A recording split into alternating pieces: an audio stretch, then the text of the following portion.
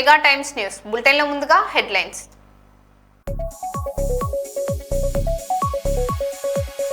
వరంగల్ తూర్పు నియోజకవర్గంలో ముంపు ప్రాంతాలకు శాశ్వత పరిష్కారం చూపిస్తాం. మాజీ ఎమ్మెల్సీ కొండా మురళి.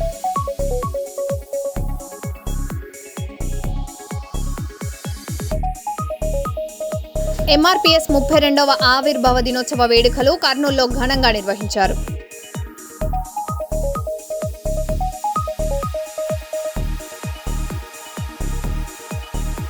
ముంబైలో భారీ వర్షాలు, విద్యా సంస్థల బంద్.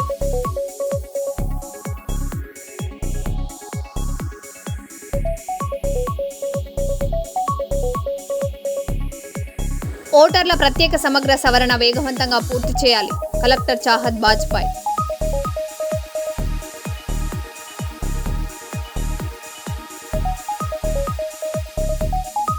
ఆదాయానికి మించిన ఆస్తుల case, Hyderabad DSP Bhim Reddy arrest.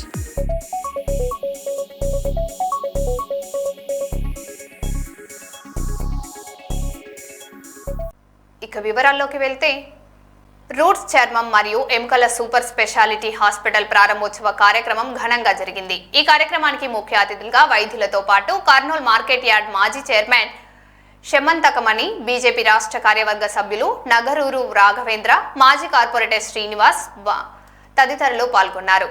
Sriram మధులికే, K మనోజ్లు కలిసి root skin bones super speciality hospital ప్రారంభించారు. మేడం ఒకసారి ఇలా చూడండి.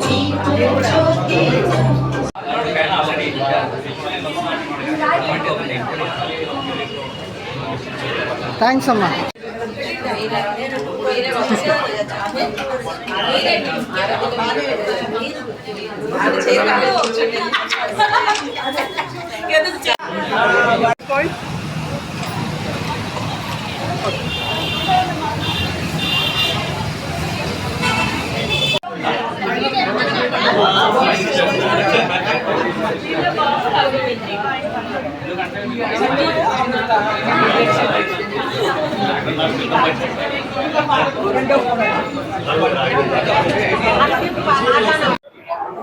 ఈరోజు మా తమ్ముడు మనోజ్ కుమారు, తర్వాత అతని భార్య మధులిక M&M రూట్స్ అండ్ అనే క్లినిక్ ఓపెన్ చేశారు.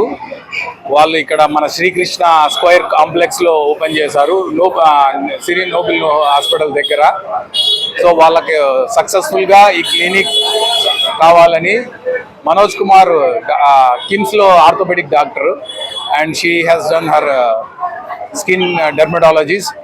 సో వాళ్ళిద్దరూ సక్సెస్ఫుల్గా చేసుకోవాలని, వాళ్ళ ఈ పాలిక్లినిక్ సక్సెస్ఫుల్ కావాలని కోరుకుంటూ ప్రజలందరూ కూడా దీన్ని ఉపయోగించుకొని వాళ్ళ సేవలు ఉపయోగించుకోవాలని కోరుకుంటున్నాను. Thank you. ఆంధ్రప్రదేశ్ రాష్ట్ర మొదటి రాజధాని కర్నూలు జిల్లాలో హైకోర్టు బెంచ్ పెడతామని 2014లో ముఖ్యమంత్రి చంద్రబాబు నాయుడు చెబితే 2019 అధికారంలోకి వచ్చిన వైఎస్ జగన్మోహన్ రెడ్డి కర్నూలులో హైకోర్టు పెడతామని చెప్పడమే తప్ప ఆచరణ శూన్యమని కర్నూలు జిల్లా న్యాయవాదుల సంఘం జిల్లా అధ్యక్షులు బి చంద్రుడు ఆవేదన వ్యక్తం చేశారు. ఈ రోజు కర్నూలు జిల్లా న్యాయవాదుల సంఘం కార్యాలయం వద్ద న్యాయవాదుల సంఘం ఆధ్వర్యంలో 3 రోజుల పాటు జిల్లా కోర్టు బహిష్కరిస్తున్నామని తెలిపారు. తక్షణమే కర్నూలులో హైకోర్టు లేక హైకోర్టు బెంచ్ పెట్టేలాగా చర్యలు తీసుకోవాలని, జూలై 8, 9, 10వ తేదీలలో కర్నూలు జిల్లా కోర్టును బహిష్కరిస్తున్నామని, కక్షదారులు న్యాయవాదులు సహకరించాలని కోరుతున్న అధ్యక్షుడు చంద్రుడితో Mega Times chief correspondent Misala Ramaswamy అందిస్తున్న మాక్ లైవ్. 9వ తారీఖు సీఎం గారు స్వయాన వెంటనే ఏర్పాటు చేయాలి. కర్నూలు హైకోర్టు బెంచ్ తక్షణమే వర్ధిల్లాలి. కర్నూలు జిల్లా న్యాయవాదుల సంఘం న్యాయవాదుల ఐక్యత ప్రకటించాలి. సీఎం గారే స్వతహాగా 9వ తారీఖున హైకోర్టు బెంచ్ విషయంలో ప్రకటించాలి. సీఎం గారే స్వయాన 9వ తారీఖు వరగరపల్లె ప్రోగ్రామ్ లో ప్రకటించాలి. వర్ధిల్లాలి న్యాయవాదుల సంఘం. కర్నూలుకు హైకోర్టు ఇస్తామని చెప్పేసి ఏళ్ల తరబడి మాటగానే నిలిచిపోయిందే తప్ప ఆ దిశగా ఆచరణగా ప్రభుత్వం ఎలాంటి చర్యలు తీసుకోలేదు. మరి కర్నూలు జిల్లా బార్ అసోసియేషన్ 3 రోజులుగా కోర్టు బైకాట్ చేస్తున్నామని చెప్పేసి జిల్లా అధ్యక్షుడు చంద్రుడు గారు చెప్తున్నారు. మన మధ్యన చంద్రుడు గారు ఉన్నారు. ఏం వాళ్ళ డిమాండ్ ఏమి, ఎందుకు 3 రోజులు బైకాట్ చేస్తున్నారని చెప్పేసి మన మధ్యన ఆయన ఉన్నారు. సార్ చెప్పండి సార్, ఎందుకు మీరు 3 రోజులు జిల్లా కోర్టు బహిష్కరణకు నిర్ణయం తీసుకున్నారు? ఈరోజు కర్నూలు డిస్ట్రిక్ట్ బార్ అసోసియేషన్లో న్యాయవాదులతో జనరల్ బాడీ జరిగింది. ఈ జనరల్ బాడీలో పలు విషయాలపైన కీలకమైన నిర్ణయాలు తీసుకోవడం జరిగింది.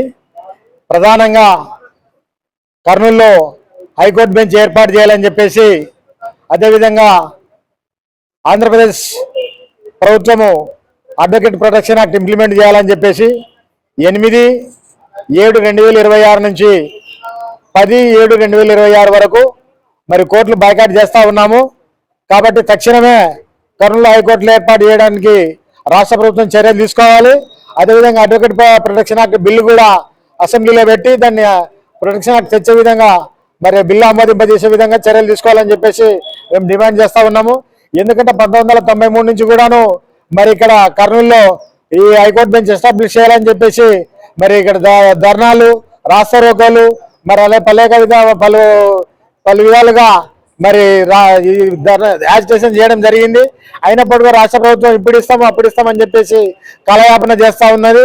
కాబట్టి ఈ కాలయాపన తగదు అనే విధంగా మళ్ళీ మన గతంలో మన మినిస్టర్లకు ఎన్ఎండి ఫరూక్ గారికి, లా మినిస్టర్కు, అదేవిధంగా బీసీ జనార్దన్ రెడ్డి గారికి, అదేవిధంగా టీజీ భరత్ గారికి మరి వీరందరికీ కూడా మరి రిప్రజెంటేషన్లు ఇవ్వడం జరిగింది.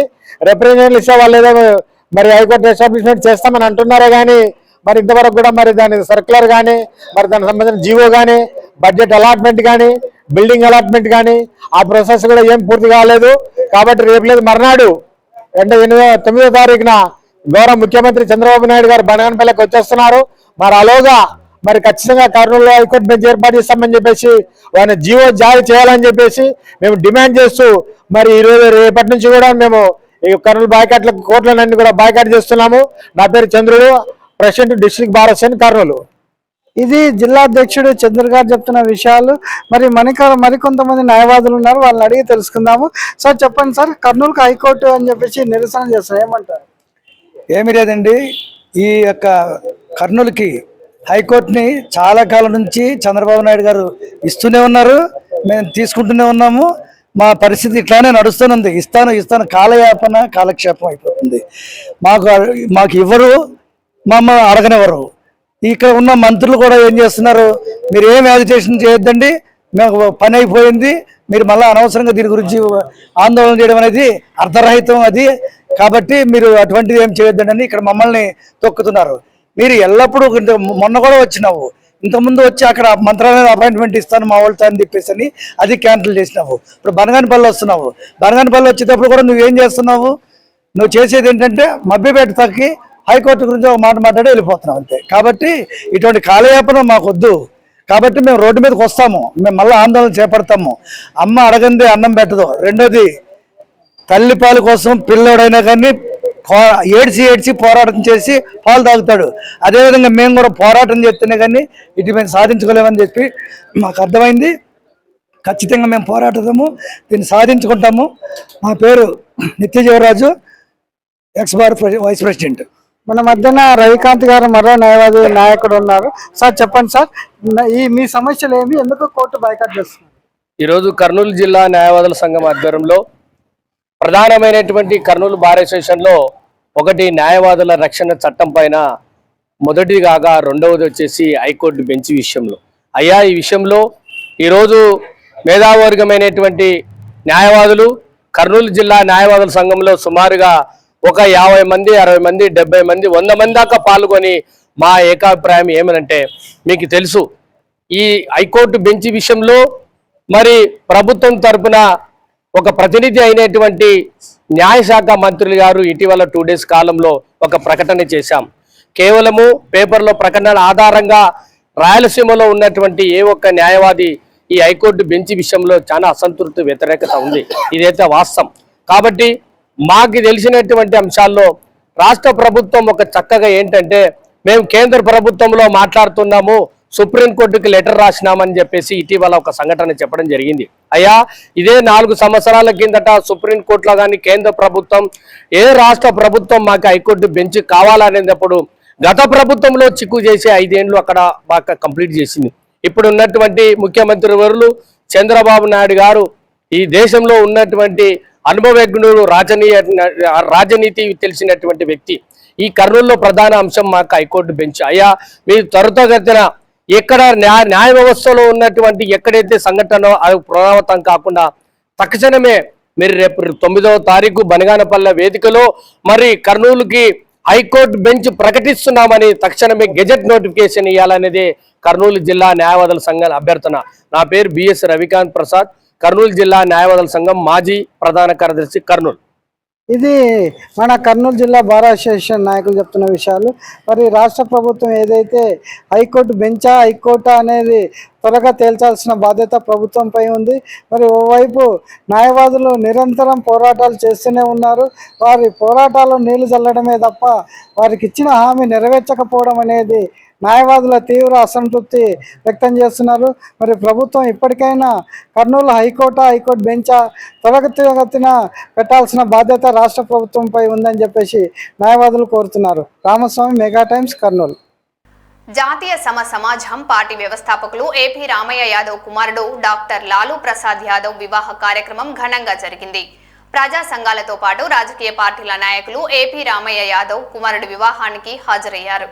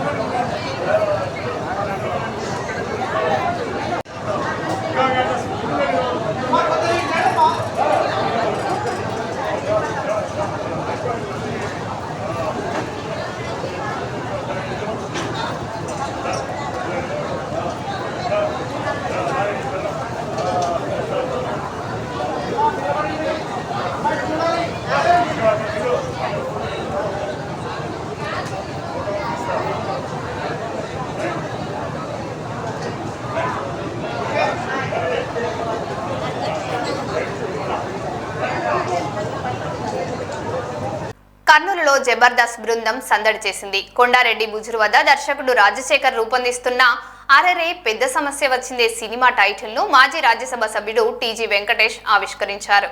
కర్నూలుకు చెందిన స్థానిక కళాకారులు నటించిన ఈ సినిమాను ప్రేక్షకులు ఆదరించాలని చిత్ర బృందంతో పాటు టీజీ వెంకటేష్ కోరారు.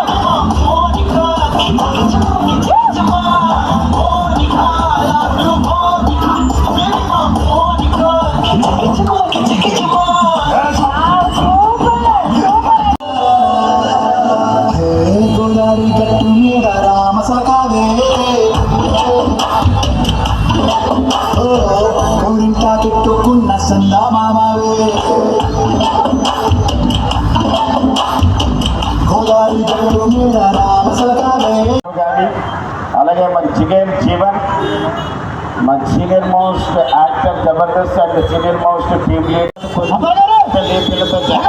ఆ పిల్ల కాదు పిల్లల తల్లితో పెద్దలు ఉండాలి. నీకేం చెప్పించావు? నువ్వేం చేస్తావు? తగ్గిస్తా నువ్వు సెకండ్ నీ బిడ్డతో జాయిన్ చేయాలనుకుంటున్నావు.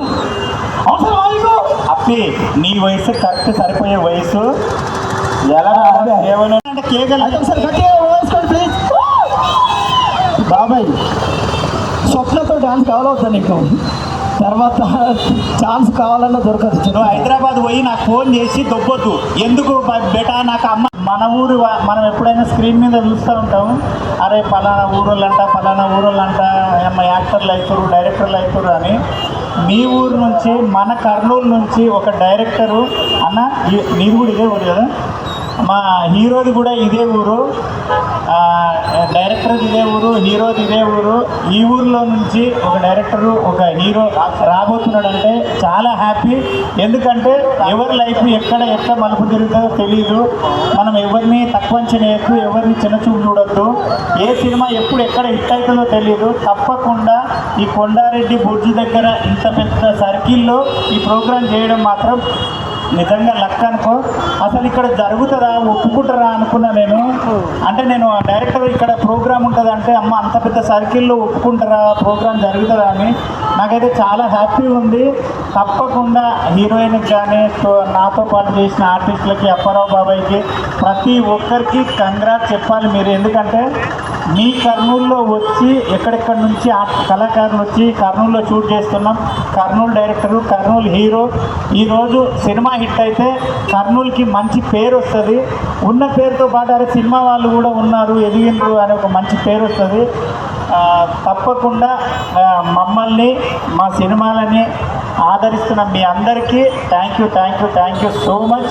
తప్పకుండా ఈ సినిమా పోస్టర్ లాంచ్ అవుతుంది. సినిమా పేరు ఏందనేది కొద్దిసేపట్లో మీరు ఆ పేరును దృష్టిలో పెట్టుకొని సినిమా మొత్తం అయిపోయాక రిలీజ్ టైంలో అప్పు గారు అప్పు అంటేనే ఊరిలో అప్పులు ఉన్నాయి, అందుకే అప్పు నీకోసం ఒక రింగ్ తీసి పక్కన పెట్టారు. మీరు తెలుసా మీకు?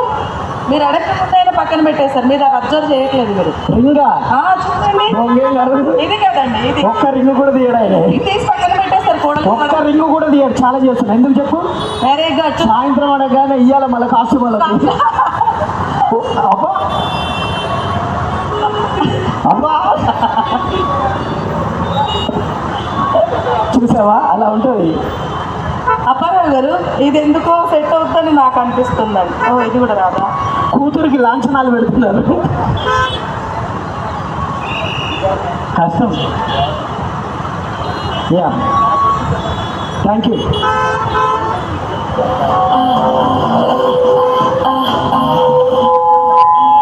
నంద్యాలలో జరిగిన సబ్ జూనియర్ బాలికల అంతర్ జిల్లాల ఫుట్బాల్ ఛాంపియన్షిప్ లో విజేతగా నిలిచిన కర్నూలు జిల్లా జట్టును ఎంపీ బస్తిపాటి నాగరాజు అభినందించారు. తన నివాసంలో క్రీడాకారులను సత్కరించిన ఆయన క్రీడల్లో రాణించే మంచి భవిష్యత్తు ఉంటుందని అన్నారు. మునగాలపాడు స్టేడియం వద్ద ఫుట్బాల్ మైదానానికి 2 ఎకరాలు కేటాయించేలా కృషి చేస్తానని హామీ ఇచ్చారు.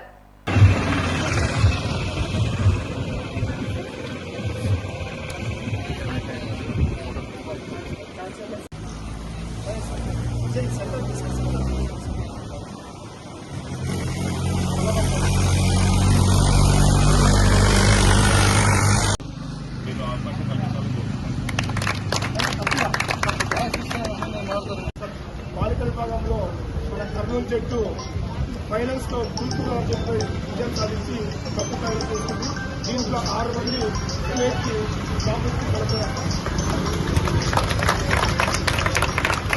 చెప్పాలంటే ఈరోజు ఫుట్బాల్ ఈ విధంగా పిల్లలు చెప్పాలంటే 6 మంది చెప్పకూడదు. ఆ ముప్ప రాజశేఖర్ సార్ గారు నిజంగా పిల్లలకి మంచి ఈరోజు కర్నూలు డిస్టిక్ ఫుట్బాల్ స్థాయిలో అంటే సారి గారే చెప్పుకోవచ్చానే.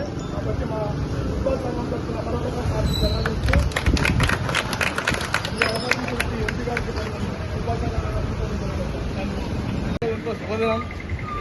ఎందుకంటే రాష్ట్ర స్థాయిలో ప్రతి జిల్లా పోటీ పడితే అందులో సబ్ జూనియర్స్ విభాగంలో కర్నూలు జిల్లా జట్టు సబ్ జూనియర్స్ విభాగంలో బ్రహ్మాండంగా తూర్పుగోదావరి జట్టు మీద గెలుపొందడం చాలా సంతోషంగా ఉంది, మరియు గర్వంగా ఉంది. ఎందుకంటే ఈ ఫుట్బాల్ను ఇంత ప్రోత్సహించి ఏదైనా మన కర్నూలు నుంచి ఇంత పశ్చిమ ప్రాంతం వెనకబడిన ప్రాంతం నుంచి ఎంతో బ్రహ్మాండంగా ప్రోత్సహించినటువంటి దీనికంతా వెనకాల నుండి సహకరించినటువంటి ముప్పా రాజశేఖర్ గారికి ముందుగా నేను యొక్క ధన్యవాదాలు తెలియజేస్తున్నాను. ఎందుకంటే ముప్పా రాజశేఖర్ గారు ఒక స్పోర్ట్సే కాదు, సమాజంలో నేను ఎప్పటి నుంచో చూస్తున్నా, గత దాదాపు 10-15 సంవత్సరాల నుంచి సోషల్ సర్వీసులు చాలా యాక్టివ్గా ఉంటూ ఆ సోషల్ సర్వీస్లో భాగంగా మరి స్పోర్ట్స్ ఎంచుకోవడం చాలా చాలా అభినందనీయం. అందులో భాగంగా నేను చెప్పేది అంటే అలాగే స్పోర్ట్స్ కోచ్ అయితేనేమి, ఇక్కడ ఉన్నటువంటి గెలిచినటువంటి విద్యార్థులు అయితేనేమి ప్రతి ఒక్కరికి ముందుగా మీకు అందరికీ శుభాకాంక్షలు తెలియజేస్తూ, అలాగే ముప్పా రాజశేఖర్ గారు ఒక కోరిక చూడడం జరిగింది. ఎలాగైనా మాకు ఈ ఫుట్బాల్కి సపరేట్గా ఒక స్టేడియం కాదు సార్ అని చెప్పారు. అందులో భాగంగా గతంలో కూడా ఒక విన్నపం పెట్టారు సార్. ఈనాడు ఆఫీస్ దగ్గర ఉన్నటువంటి దాని బ్యాక్ సైడ్ ఉన్నటువంటి మా క్రికెట్ స్టేడియం కోసం దాదాపు 18 ఎకరాలు అక్కడ అలొకేషన్ అయ్యి అది డెవలప్మెంట్కు త్వరలో ఉంది. అందులో ఒక 2 ఎకరాలు మాకు కేటాయించండి సార్ మాకు చెప్పడం జరిగింది. కావున నేను ఖచ్చితంగా ఒక 16 ఎకరాలు క్రికెట్ స్టేడియం పెడుతూ దాంట్లో సైడ్కి ఒక 2 ఎకరాలు మనం ఫుట్బాల్కు వచ్చే విధంగా గట్టిగా ప్రయత్నిస్తుంది. కర్నూలు నగరంలోని మున్సిఫ్ కోర్టు ఎదురుగా మహారాజ్ లాయర్ అసోసియేషన్ కార్యాలయంలో న్యాయవాదుల సంఘం జిల్లా అధ్యక్షులు బి చంద్రుడు ఆధ్వర్యంలో మాదిగ రిజర్వేషన్ పోరాట సమితి వ్యవస్థాపకులు పద్మశ్రీ అవార్డు గ్రహీత మందకృష్ణ మాదిగ పుట్టినరోజు వేడుకలలో సందర్భంగా కేక్ కట్ చేసి ఘనంగా వేడుకలు జరుపుకున్నారు.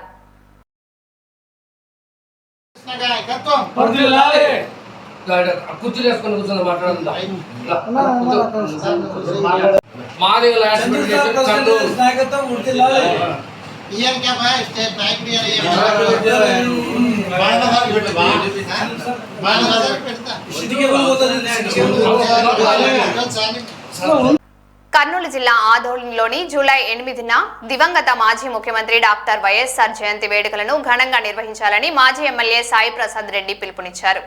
స్వగృహం నుంచి వైఎస్ఆర్ విగ్రహం వరకు భారీ బైక్ ర్యాలీ, పూలమాలలతో నివాళులు, రక్తదాన శిబిరం నిర్వహించనున్నట్లు తెలిపారు. పార్టీ నాయకులు, కార్యకర్తలు, యువత పెద్ద సంఖ్యలో పాల్గొని వేడుకలను విజయవంతం చేయాలని కోరారు. పార్టీ కార్యకర్తలకి, నాయకులకి, అభిమానులకి, సర్పంచులకి, ఎంపీటీసీలకి, కౌన్సిలర్లకి, మాజీ చైర్మన్లకి, వైస్ చైర్మన్లకి అందరూ కూడా రేపు 8వ తారీఖున రాజశేఖర్ గారి జయంతి ఉంది. అందరూ కూడా ఏ గ్రామాల్లో అయితే రాజశేఖర విగ్రహాలు ఉన్నాయో అక్కడంతా కూడా అక్కడే ఆ కార్యక్రమం చేయండి అని చెప్పేసి పిలుపునిస్తా ఉన్నాం.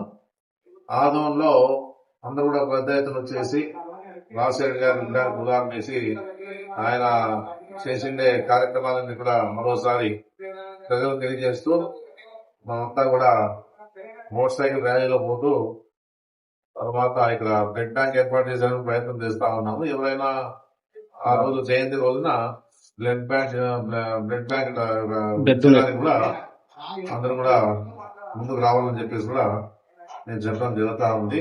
ఏమన్నా రాజశేఖర రెడ్డి కూడా రాష్ట్ర ప్రజలంతా కూడా మర్చిపోయే పరిస్థితిలో ఉన్నారు. ఆయన చేసిన కార్యక్రమాలన్నీ కూడా ఆ విధంగా ఉన్నాయి. రైతుల పరంగా కానీ, ఉచితంగా కరెంట్ అయితేనేమి, రుణమాఫీ అయితేనేమి, అన్ని కార్యక్రమాలు కూడా ఆయన ద్వారా ఆ రోజుల్లో జరిగిన పరిస్థితి కూడా మనం చూస్తాం. అదే కాకుండా ఆరోగ్యశ్రీ కార్యక్రమాన్ని తీసుకొచ్చిన ఘనత రాజశేఖర్ గారికి ఉందని చెప్పేసి నేను తెలియజేస్తా ఉన్నాను. ఆయన చేస్తాడు కాబట్టి ఈ రోజు ఎంతో మంది పునర్జన్మాన్ని ఇచ్చినటువంటి పరిస్థితి ఉందని చెప్పేసి కూడా రాష్ట్ర ప్రజలకు తెలుసు బాగా. ఎందుకంటే మాయ మాటలు చెప్పి ప్రజలు మోసం చేసే పరిస్థితి ఎప్పుడు రాజశేఖర్ గారు చేసేవాడు కాదు. చేస్తేనే చెప్తాడు కాబట్టి చేసినవి చెప్పినాడు, చెప్పని కూడా చేశాడు. ఆయనలో గొప్పతనం అది. ఎందుకంటే ప్రజలంటే అంత అభిమానం ఆయన అంతా కూడా. ఆ విధంగానే ఈ రాష్ట్రంలో ఆ 5 ఏళ్ల పరిపాలన కొనసాగిన పరిస్థితి మనం చూస్తా ఉన్నాం. ఎందుకంటే ఆయన చేసిండే కార్యక్రమాలని కూడా ప్రజలు గుర్తించారు. ఏ విధంగా కూడా ఇలాంటి అబద్ధాలతో రాజకీయాలు చేసేదానికి ఎప్పుడు కూడా రాజశేఖర్ గారు ముందుకు రాలే. ఆయన ఏదైతే చేయగలుగుతామో, ఏదైతే చేస్తే ప్రజలు బాగుంటారో అనే ఆలోచనతోనే ముందుకు పోయినారు. కాబట్టి ఆయన ఇప్పటికి కూడా మర్చిపోయిన పరిస్థితిలో ఉన్నారు. కాబట్టి జగన్మోహన్ రెడ్డి గారిని కూడా పార్టీ పెట్టినా ఆ అభిమానంతో అన్ని రకాలుగా జగన్మోహన్ రెడ్డి ముఖ్యమంత్రి చేయగలిగిన పరిస్థితి ఉందని కూడా నేను చెప్పడం జరుగుతా ఉంది. ఎందుకంటే రాజశేఖర రెడ్డి తనయుడుగా జగన్మోహన్ రెడ్డి కూడా ప్రజల్లో ఉంటూ ప్రజా సమస్యలు తెలుసుకుంటూ ప్రజలకి మంచి చేసే కార్యక్రమాలు చేయాలనే ఆలోచననే ఆయన చేస్తున్నారు. కాబట్టి ఆ పరిస్థితుల్లో ఆయన ముఖ్యమంత్రి చేస్తే ఖచ్చితంగా మంచి జరుగుతుందని చెప్పేసి ఉద్దేశంతో చేసినట్టు పరిస్థితి కూడా మనం చూసాం. ఆ విధంగానే ఈ రోజు రాజశేఖర రెడ్డి గారు అభివృద్ధిలో నడుస్తున్నటువంటి జగన్మోహన్ రెడ్డి గారు కూడా పిలుపునిచ్చాడు. ఎందుకంటే కార్యక్రమాన్ని ఘనంగా చేయాలని చెప్పి స్టార్ట్ అనేది కూడా నేను చెప్పడం జరుగుతా ఉంది. ఏదన్నా మన ధర్మం పాటించాలా, మన పార్టీ పరంగా మనం ఏదైతే ఈ రోజు జయంతి సందర్భంగా మనము ఆయన నివాళులు అర్పించడానికి అందరూ కూడా రావాలని చెప్పేసి మనస్ఫూర్తిగా కోరుతా ఉన్నాను. ఇది ఈ మీడియా ద్వారానే నేను తెలియజేస్తా ఉన్నాను. అందరూ కూడా వచ్చి పాల్గొని ఇక్కడ టిఫిన్ ఏర్పాటు చేసిన 9 గంటలకంతా వచ్చేసి టిఫిన్ తిని ఇక్కడ నుంచి బైక్ ర్యాలీగా అక్కడికి పోతూ అక్కడ ఆయనకి పూలమాలతో సత్కరించి తర్వాత ఏదున్నా కూడా ఇక్కడ బ్లడ్ బ్యాంక్ ఏర్పాటు చేసాం, దాంట్లో కూడా పాల్గొనాలని చెప్పేసి కూడా నేను మనస్ఫూర్తిగా మన పార్టీ నాయకుల్ని, కార్యకర్తల్ని, అభిమానుల్ని, సర్పంచ్ని, కౌన్సిలర్ని, ఎంపీటీసీని, మాజీ చైర్మన్ని, అన్ని వర్గాలని బీసీ, ఎస్సీ, ఎస్సీ, మైనార్టీ వర్గాన్ని, యువతని, మహిళల్ని అందరూ కూడా ఇదే విషయాన్ని గుర్తుపెట్టుకుని అందరూ కూడా కలిసి వచ్చి ఈ కార్యక్రమాన్ని విజయవంతం చేయాలని చెప్పి నేను కోరుతాను. మరో బులెటిన్లో మళ్ళీ కలుద్దాం. Stay tune.